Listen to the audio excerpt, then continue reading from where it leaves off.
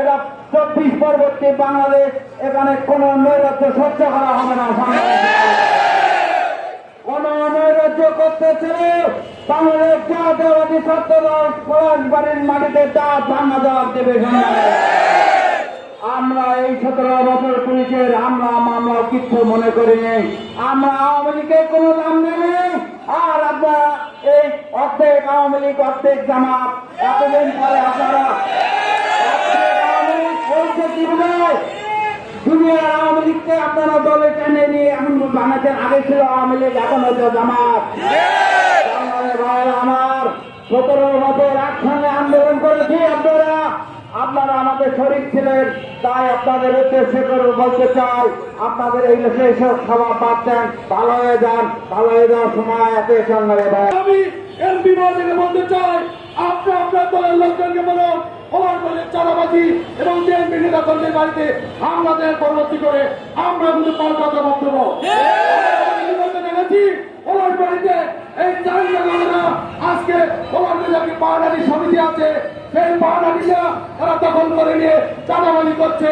একটি পলাশবাড়ি মোটর পরিবহন সংগঠন আছে, 194 যে সংগঠনটি।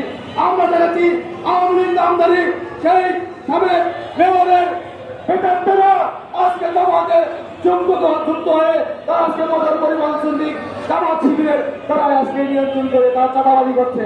আমি পলাশবাড়ি প্রশাসন ভাইদেরকে উদ্দেশ্য করে বলতে চাই, আপনারা বিষয়গুলো দেখেন, তাদের নামে ইতিমধ্যে মামলা আছে, তাদেরকে গ্রেফতার করতে হবে। এই জামাতের একটি অন্য সংগঠন একটি সংগঠন আপনার একটি সংগঠন তার সভাপতি এবং সংগঠন তাকে অবৈধভাবে ঘোষণা দিয়ে বৈধ কমিটি প্রদান করেছেন। আপনারা রাখেন না, তাই আর কমিটি ঘোষণা দিয়ে আমাদের বেশি সংগঠনের অফিস দখল করেছেন। এটা কি স্বৈরতান্ত্রিক নয়? একটি জবরদখল নয়? জামাতকে এবং জামাতের অঙ্গ প্রশাসনকে করে দিতে চায় অতি শীঘ্রই 3 দিনের মতো এই অফিস থেকে বিচারিত করা হবে আপনাদের। কতটা কি জিনিস সেটা আমাকে বুঝতে হবে।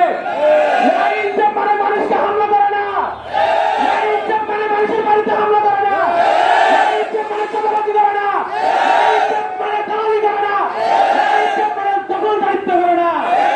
জঙ্গলের সাথে বন্ধুগণ যারা যা বারবার বলে যে দখলদারিত্বের রাজনীতি বিএনপি করে, আসলে পাশে রাজনীতি দেখেন এই কার্যক্রমের সাথে